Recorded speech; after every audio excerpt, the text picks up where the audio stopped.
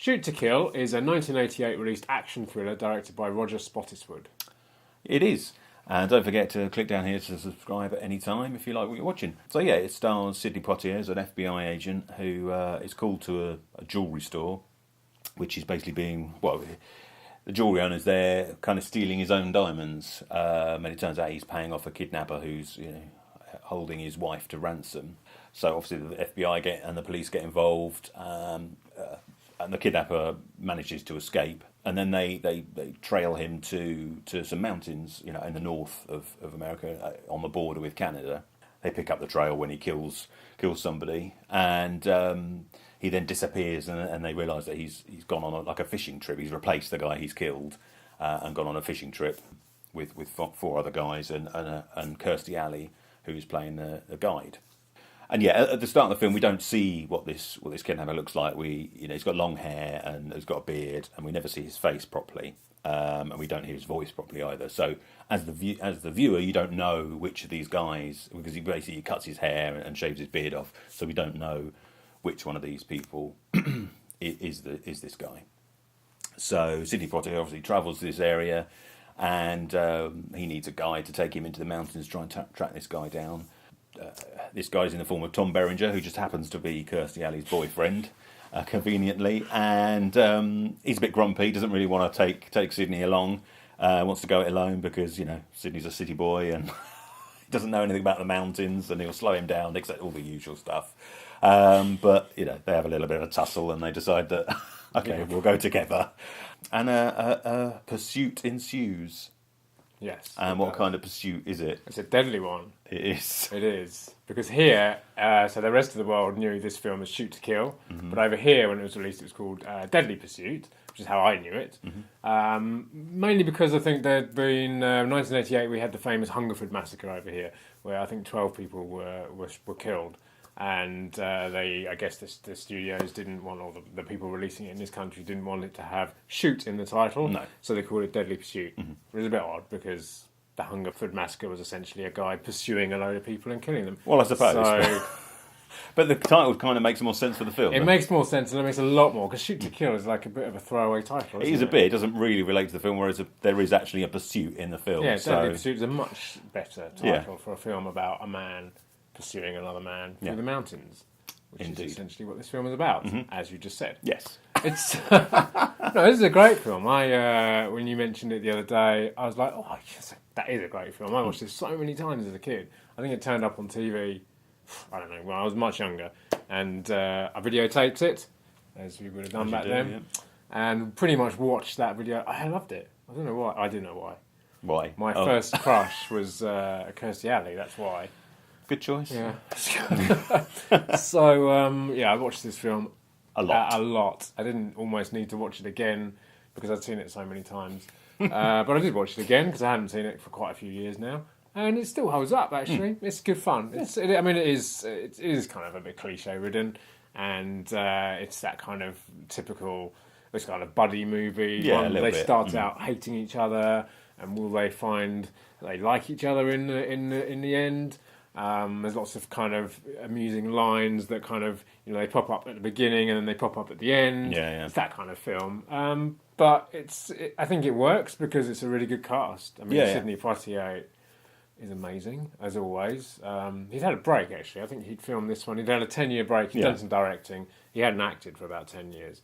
And then he came and did this one. And he's Sidney Poitier. He's a great screen presence. He doesn't take it too seriously, does he? He has some fun with it. Yeah, it is quite, although it's quite a dark subject. Yeah. And there are some quite dark moments in it. There's some very light. I think it's a nice, nice balance of. There's some quite funny moments in there as well. Some good banter between the two of them. And Tom Berenger, of course, he's. I think it's probably the first time I ever became aware of him. I think he did a Ridley Scott film, Someone to Watch Over Me, with Mimi Rogers, which is okay. I don't know if I've seen it actually, but the 80s, but it's okay. So I think this is possibly the first time I'd seen him in anything, and he's kind of rough and ready, bit of a kind of mountain boy, country boy. I mean, the film was filmed in the same areas they filmed Rambo. Yeah, the original First one. Blood. Yeah. So it's basically that kind of terrain. It's Yeah. that, it's those kind of rocky mountains, I suppose, on the cusp of Canada. So, but it's because they're fishermen. But there's like, well, where are they taking them? I don't know. I don't know. Going up and up and up. They do. Rivers are usually, on the ground. on the ground. Yeah. But anyway, that's Minor plot hole there. Minor plot hole, yes, exactly. Doesn't really matter. But it is good fun, and like you said, when you were talking about the plot, the bad guy in question has kind of removed all his hair and his beard. One interesting thing that they do in this film is all the other fishermen are all played by people that have played bad guys in other films. So we've got people like was Andrew Robinson, from Hellraiser. Richard. He was in. Well, he was the bad guy in Dirty Harry. Oh, sorry, of course he was. Yeah, he played the Scorpio. Didn't he? Yeah. And Richard Masur, who I know from The Thing, and he was in another film that I'd never heard of. I can't remember what it's called, but he's listed as another film that he plays like a bad guy in. And then there's another chap who I don't think is from he never played a bad guy, and Clancy Brown, of course, from Highlander, and then Shawshank. He's not very nice in that, is he? No, he's good at playing nasty pieces of work. So they're kind of all the fishermen. So they're all famous for playing equally bad guys in other films to give you maybe that You're not sure who it is, and I think that works really well because you don't really know who it is. And there's lots of they try and set people up to think, oh, he's acting a bit odd. Yeah, maybe it's this guy. And that works really well. And I seem to remember, obviously, I've seen it loads of times, so I know exactly who it was. But I remember the first time not knowing at all. I watched it again recently, obviously for this, and it was so long since I'd seen it, I couldn't remember.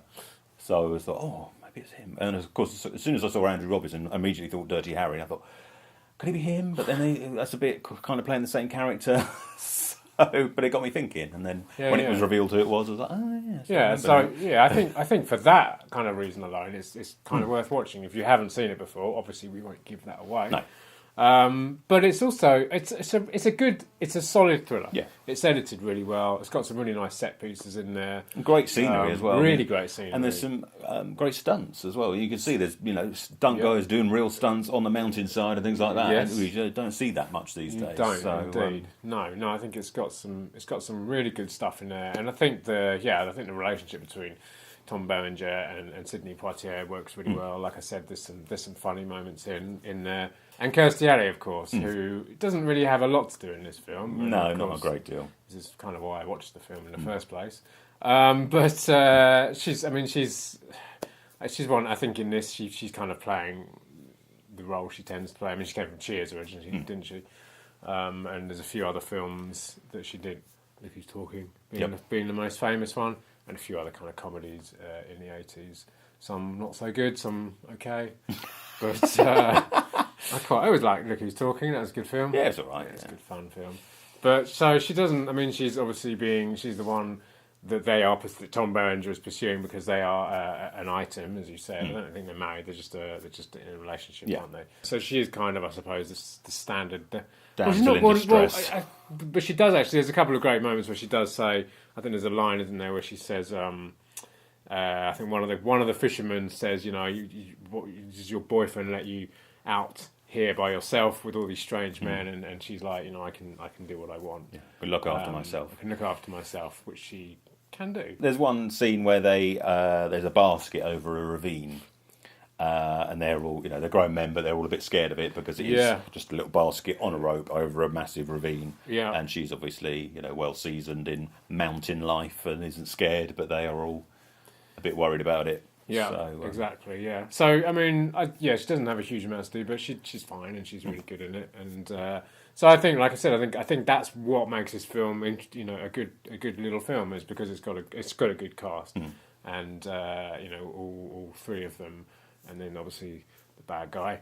They all work well together, and it's a pursuit. It's a good pursuit. It's a fun ride, and it's quite obviously. I think in the 80s there seemed to be quite a few mountainous type films that came out. I mean, I suppose Cliffhanger was a few years later in the 90s. Yeah, early 90s, yeah. And, I mean, it's quite, it's a little bit similar to that. I mean, I think if you liked Cliffhanger, while there's not as much action in this, it's certainly of a similar. No, it also kind of reminds me of is it The Hunted? Have you ever seen that one, the William Friedkin one, with Tommy Lee Jones and Benicio del Toro? I haven't seen that. No, that's a really good film, and it's different to this one, but it's that kind of as a pursuit.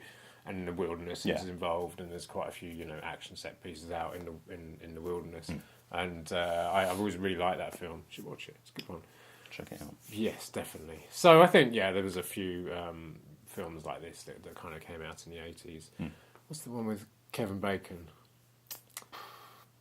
Footloose. No. Flatliners. No, the one with Meryl Streep when they're. The River Wild. The River Wild. Yeah. Well, that was 90s, but yeah. Oh, yeah, of course it was. Kind of. Yeah. I could see it's a bit similar, yeah. Similar thing. Yeah, I need to watch that again. I haven't seen that for years. Good film. Footloose. Well, I was thinking 80s. 80s Kevin Bacon. Yeah, fair dues. No mountains in Footloose, though, are there? I don't know. I've never seen it. I've never seen it either. Anyway, that's enough of Kevin Bacon. Yes. So yeah. I mean, if you haven't seen this one, and it may have slipped you past, I don't think it's a hugely popular film. No. Well, I mean, it came out the same year as Die Hard. Of course, it did. Kind of redefined the action genre, didn't it? So yes. Didn't really stand much of it. No, this is kind of. I suppose this is typical 80s action flair. There's nothing really.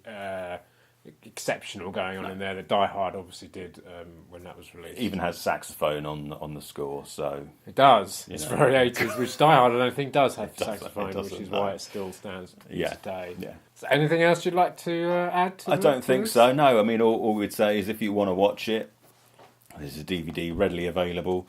This obviously has got Shoot to Kill on the cover, so this is a Region 1 version. It's available in lots of other countries. Did you get it here as Deadly Pursuit? Yeah, you can. Yeah, you can get it on DVD here. Yeah. I think the only thing I would say is that if you want to watch it in the right ratio, then this is the one to go for, the US one, because everywhere else, I think this is 235 and all the others are 185, so it's cropped for whatever. I don't know why, but there you go. Right. There's no extras or anything that you're missing. I'm not aware of any Blu-ray. I'm not aware of any Blu-ray anywhere in the world for it. So, right. But I think this edition could be picked up pretty cheap, as can any of the DVDs, I think. Yeah. Because it's not massively popular, so... No. Yeah, people aren't clamouring to get a copy. No, but they should, because it's a good film. Oh, yeah. Good little film. Good check it out. Little thriller. And it could be streaming, check it out. Obviously, search for both titles, because who knows what it'll be listed under. I mean, just because it was called Deadly Pursuit then, it might be Shoot to Kill in the UK now. I don't know. Depends where you look. Great. Well, that was Shoot to Kill, and we hope you enjoyed this video. And as always, leave us a comment in the comments below. Yeah, join us over on Twitter and Facebook. Chat with us about films on there, and check out some of our other videos. There's some links over there, and come back next week for another one.